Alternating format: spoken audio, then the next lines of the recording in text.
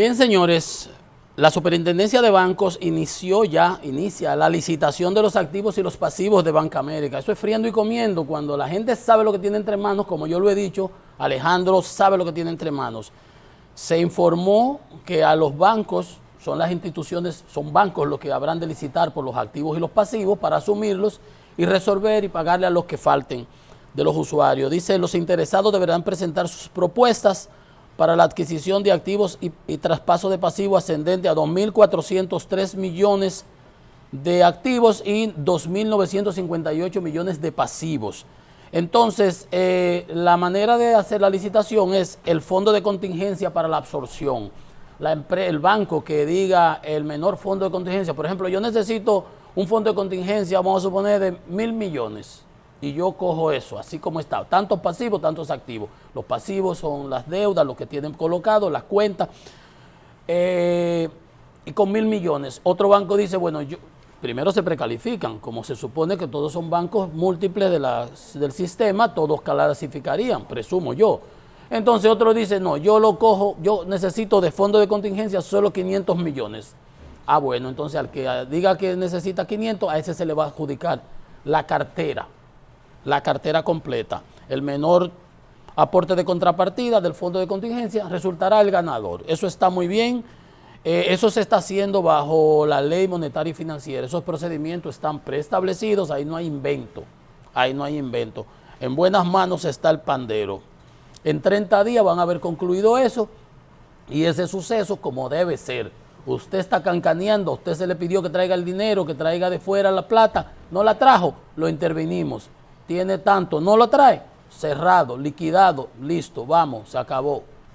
Como debe ser, no darle larga para que pase lo de Baninter, lo de Bancrédito, lo de los otros bancos, qué sé yo, que quebraron y metieron este país que todavía le estamos pagando el déficit cuasi fiscal al Banco Central.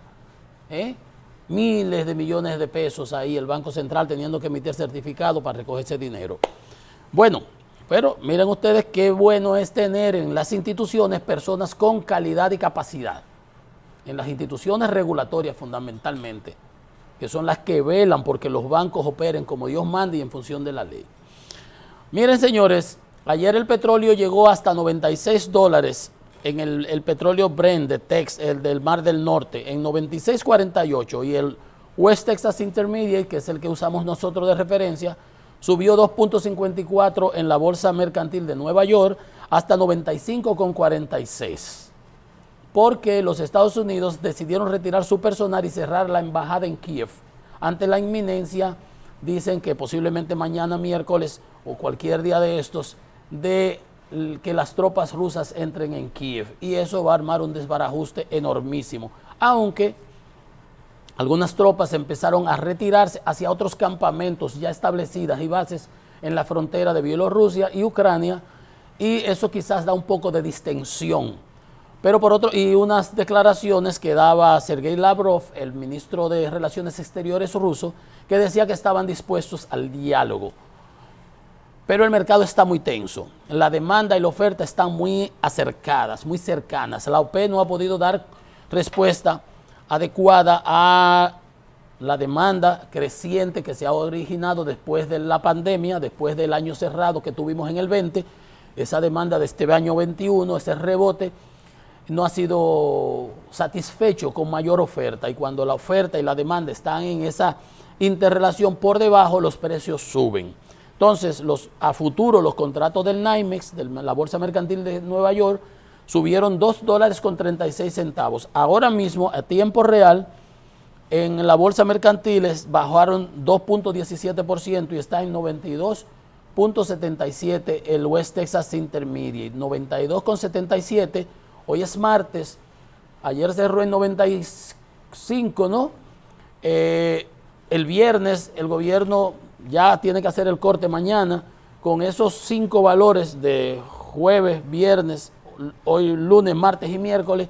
Posiblemente haya que anunciar otro subsidio. El gobierno subsidió esta semana pasada con 600 millones, tuvo que asumir. No las lleva nada fácil. Pienso que tiene que salirse y explicarse un poco más.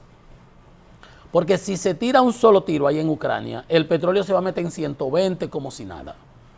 120, usted puede estar seguro porque hay una brecha en la producción y la demanda creciendo porque la Omicron resultó, gracias a Dios, como hemos visto aquí, ya una positividad de 4%, los bares, los restaurantes en Estados Unidos se están quitando las mascarillas hasta en los indoors, en los restaurantes cerrados, afuera, donde quiera, porque hay mucha gente ya vacunada, no ha constreñido la demanda, ahí sigue habiendo demanda de combustible, mucha.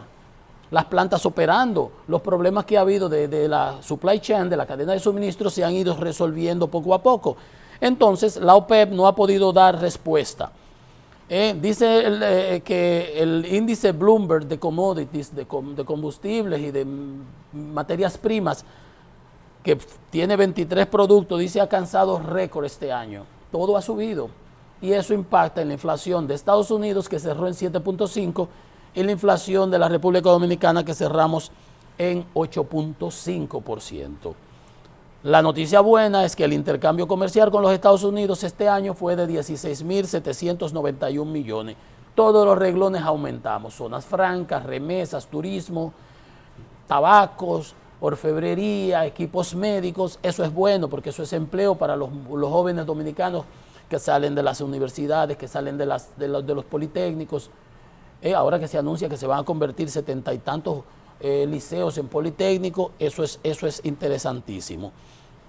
Entonces, las exportaciones el año pasado representaron 6.347 millones, 20% más a los Estados Unidos, estamos hablando solamente, 20% más, y es por eso que yo les digo que nosotros tenemos el carril de adentro para aprovechar esas discrepancias geopolíticas que existen entre Estados Unidos y China, donde no tengan que volver a esperar para hacer estas mascarillas cuando teníamos la pandemia armada y las pruebas y todas esas cosas que haya que hacerla allá en China cuando las podemos hacer nosotros en nuestras zonas francas.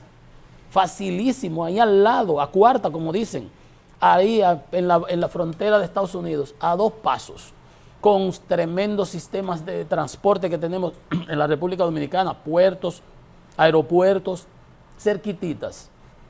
Entonces, ahí es que nosotros tenemos que enfocarnos. 16.791 millones, aumentamos en 4.000 millones comparado con el año pasado, que obviamente fue un año cerrado, ¿no? Pero eso es un crecimiento interanual de un 30%. Con 3 años así duplicamos la capacidad de exportación a los Estados Unidos. ¿Eso qué significa? Divisas para el país, para que la economía siga creciendo, expandiéndose. Empleo, 180.000 y pico de empleados en las zonas francas. Entonces, ahí tenemos que apostar y seguir incentivando esa parte además. Entonces, eso hay que verlo así, porque también proteger los flancos débiles. Por ejemplo, la deuda. No podemos seguir endeudándonos sin ton ni son cuando podemos hacer que venga inversión extranjera directa al país. Por ejemplo, dice, ¿por qué? Porque va a haber un incremento en la tasa de cambio, tasa de interés, en los Estados Unidos, la tasa de política monetaria de la Federal Reserve, y eso nos va a afectar a nosotros, que vamos a necesitar más dinero, más recursos para cubrir el servicio de la deuda. Oigan lo que dice el presidente de la Federal Reserve de San Luis, Missouri, James Bullard. Dice, la inflación pone en juego la credibilidad de nosotros, ¿no? Pero puede hacerse de un modo que no perturbe los mercados. Él aspira a que a julio ya, el miércoles, ahora en marzo, el 15, se reúne el Fed, la Federal Reserve, que son las reservas federales de los diferentes estados. Este es el de San Luis, que habla de eso, que aspira a que, dice, nos hemos dormido demasiado, hay que aumentar por lo menos un 1%. Al 1% a julio. Quiere decir que ahora en marzo hay que aumentarle 0.5, no 0.25, ¿no? 0.5, 50 puntos básicos. Y a julio otros 50 puntos básicos. Un 1% en la tasa de interés es significativo cuando usted tiene que buscar dinero para pagarlo. Porque ahora la federal, esa es la tasa que se establece como el piso, y sobre esa los otros bancos, las empresas emiten sus bonos, sus debentures, sus bonos corporativos, etcétera, etcétera. Y a nosotros, que tenemos bonos soberanos, para financiar los déficits recurrentes que tenemos en nuestra economía, se nos va a encarecer el refinanciamiento y tenemos que apelar a los mercados para reengancharnos, como se dice. Yo tengo un bono que me vence, vamos a suponer, el año que viene, un bono de 30 años o de 10, yo no voy a buscar los 2.000 millones de ese bono. ¿De dónde lo voy a sacar? Yo lo que hago es que emito otro documento a 20 años más, pero la tasa a la cual ese documento de deuda se le establece es la tasa del mercado en ese momento, y la tasa en el mercado en ese momento va a reflejar esta realidad de que la Federal Reserve tiene que hacer frente a la inflación de 7.5.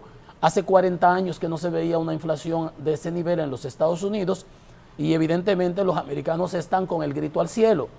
Cuando tú en Estados Unidos te devuelven chele en los supermercados y el mundo lo coge, aquí te dan un chele y tú lo botas hasta de 5 pesos. Porque allá la inflación se mantiene a niveles de 2% y por debajo 1,96 y así. 8.5, 7.5 es 300% por encima, 3 veces más.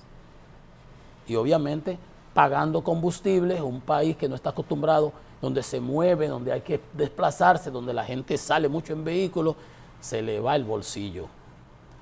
Se le va el bolsillo. Y tú en Estados Unidos vas y llenas el carrito con 20, 30 dólares, ahora no es así.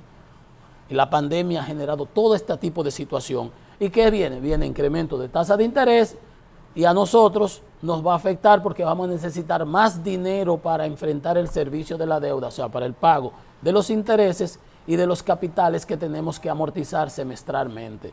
Esa es la realidad y nosotros tenemos que adecuarnos a eso y aprendernos a arroparnos hasta donde nos alcance la sábana. Quisiéramos más, quisiéramos de todo, quisiéramos mucho, pero no vamos a poder tener de todo, mucho, ni todo lo que queremos. Entonces tenemos que tener lo que necesitemos y vivir con esa realidad. Y así hay que aprender a hacerlo en la vida personal, en la vida familiar, y los países no se manejan de manera diferente. Mírenlo ahí, lo que les decía ayer, el de Perú, tú le hablas de deuda y se no entiende un carajo de nada.